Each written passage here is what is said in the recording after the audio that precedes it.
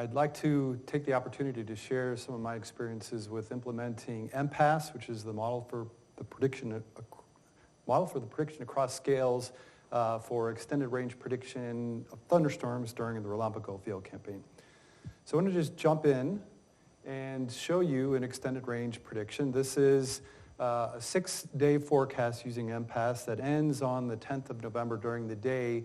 The focus is within Argentina. I'm going to talk a lot about this corridor right here from C3-4. C is Cordoba, which is a region in Argentina. M is Mendoza, and these letters here represent Rio Tercero and Rio Cuarto, and so this is going to be an area of interest for us.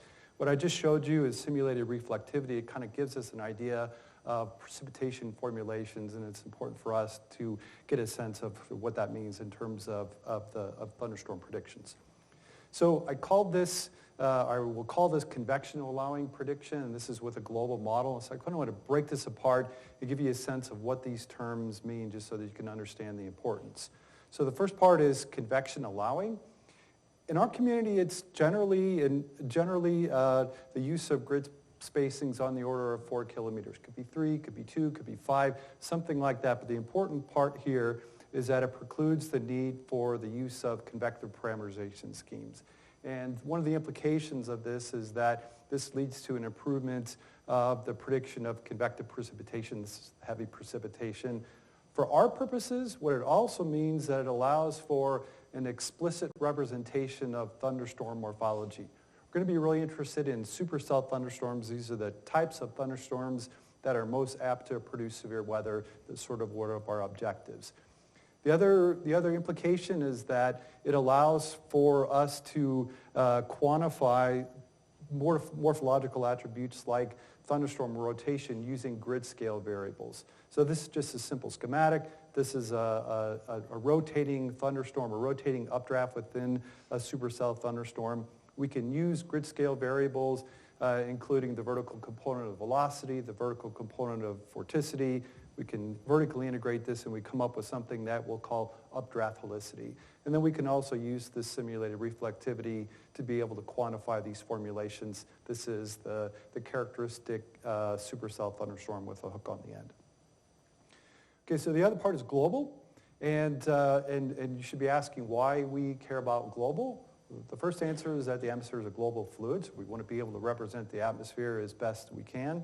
The alternative is to use regional modeling. And as was just mentioned, with the regional model, this requires initial and boundary conditions, and typically these come from global models. What this does is it places a constraint on the evolution of processes within the regional domain. So let me give an example. So this red box here represents a typical regional domain. This would be over the contiguous U.S. We draw the initial conditions for this regional domain from a global model, as indicated here. And then after the model is initialized with these conditions, thereafter this regional model draws its information from along its boundary conditions from the global model as well. So what this means is that anything that's generated within the regional domain itself, any feedbacks, any processes that are moving radially outwards, have to match the lateral boundary conditions, no matter what. And so what it does is it sort of restricts the natural flow of anything that's generated within the internal limited area domain.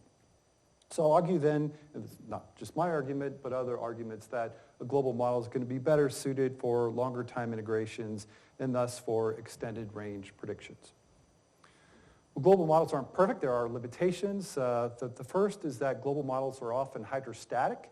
And why that matters is that what it means that there's no vertical A, no acceleration in Newton's second law for the vertical direction. Vertical accelerations is sort of at the heart of what we're interested in, as we just saw.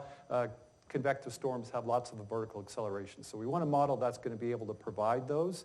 The other part is that within a global model, the large number of grid points has made it difficult to enable convection allowing resolution to have grid spacings on the order of 3 to 4 kilometers.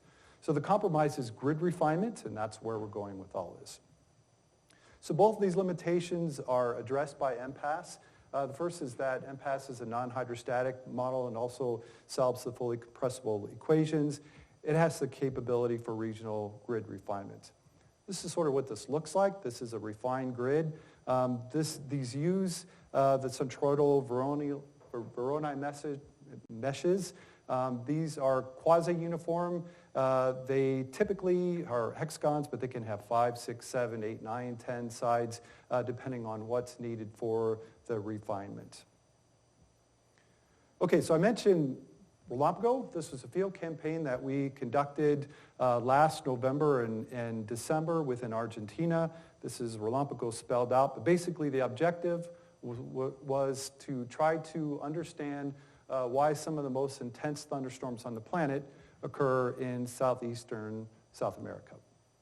So this is our basic domain of this field project, RELAMPAGO. There were two sort of study areas. One was focused on by Brazilian scientists. Our area of focus is here.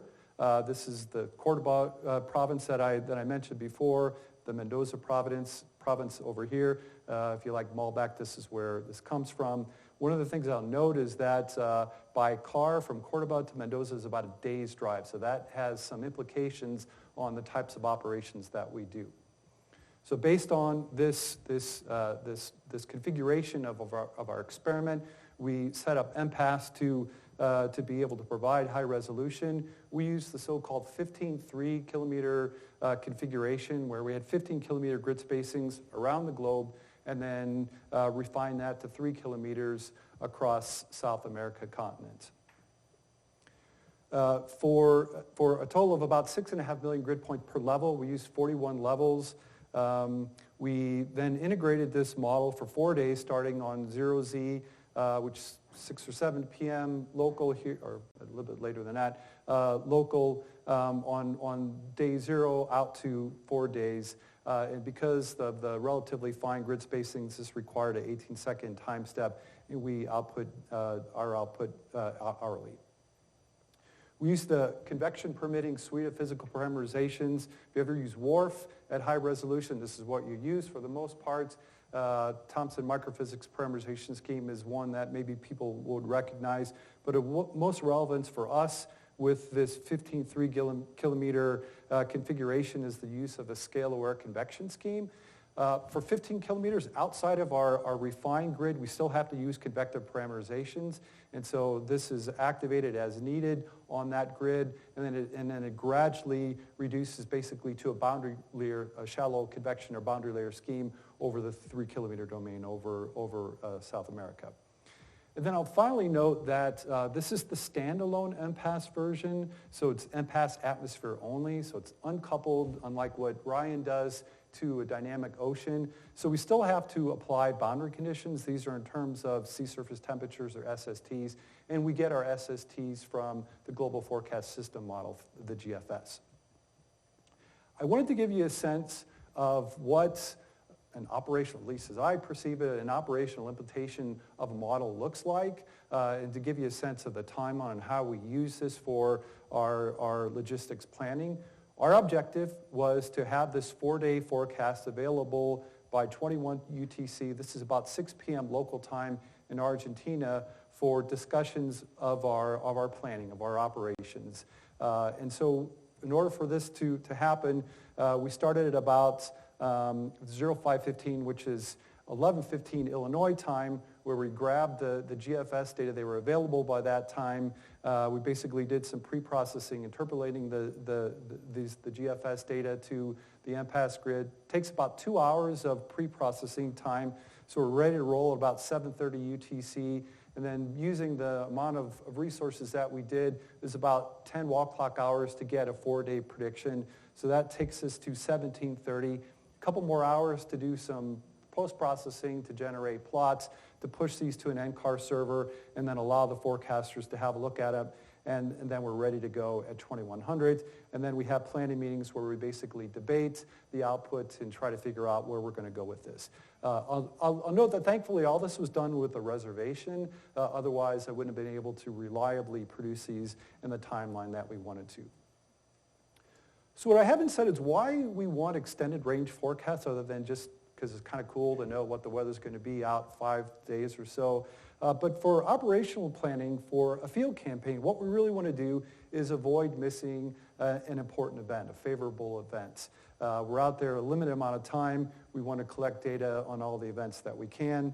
What this also means is that we want to be able to use all our resources, both human resources and otherwise, wisely. We had a lot of ground assets, required a lot of human operators, and these human operators had a limited amount of time, about 4 consecutive days, especially on a day like this where we're starting at 3 o'clock in the morning and ended up in the afternoon. We also have expendables like weather balloons and so on, and we want to make sure that we use these wisely. And also, with 2 domains, with a transit time between one, we want to make sure that we're not transiting when we want to collect data. And then finally, I want to mention why we might expect an advantage of extended range forecasts in Argentina. And I'll note that a lot of the processes that foster thunderstorms in Argentina are pretty heavily controlled by terrain, including the Andes and also a lesser mountain range known as the Sierras de Cordoba. So there's the expectation that that would lend to higher predictability. And then finally, a quick mention about blue waters. What's really important for us is that we have a stable, reliable platform. Blue Waters is great with this, and so we had no issues with downtime. The amount of resources that I required were pretty minimal, but this is over 45 days. And then finally, because there's so many resources available on the machine in general, that what I was requiring, even for that amount of time, wasn't too burdensome. All right, so I want to talk about a specific event. This is IOP4, Intensive Observational Period 4. This is my mission that I directed. This was a supercell mission that occurred on 10 November 2018. The way this works is that we use these coarse global models to be able to get a sense of how the scenario is playing out, but ultimately they can't provide the granular information that we need for our detailed planning. Hence, we use Mpass. So to prove to you that we actually used a global model, this is the global representation of the outgoing long-wave radiation. This is sort of what we would see from a satellite perspective, and it shows kind of the evolution over a 4-day period. We're going to focus in on this region right here at 4 days and look at some of the forecasts. I'll note that this is a deterministic forecast. This is a single model run forecast, but at 4 days, if we look at the region that we're interested in, there's a swath of updraft helicity indicating a supercell track. And if we looked at what actually happened, based on that perspective, this was spot on. 20 minutes later, there's an upside-down supercell that we would see in the southern hemisphere that basically went through our assets. So this is a big score for us in terms of guidance. However, that was the 4-day forecast. If we go forward in time, we start to see a slight change in evolution. So this is a 68-hour forecast. If we go even forward in time, valid at the same time, the storms appear to be less organized, less certain. And then finally, if we go to 24 hours, there's still a different evolution. And if we back up and look at a 6-day forecast, we return to a more favorable, accurate evolution. So I want to just end with a couple thoughts here. I will claim that this model provided extended range guidance that was useful on many, but not all events. I didn't show the warts. We're planning on doing objective evaluation. I'm really confused about the degradation of guidance with time. My hypothesis here is that because we're starting with coarser initial conditions, that the less spin-up time for the shorter range forecast was providing this less favorable forecast, but this is counter to a paper recently given by Schwartz. And then we still need to do a comparison with the regional models to see if we do indeed add value.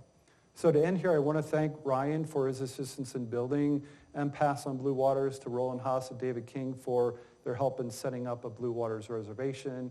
And with that, I'll stop and maybe take a quick question. Thank you.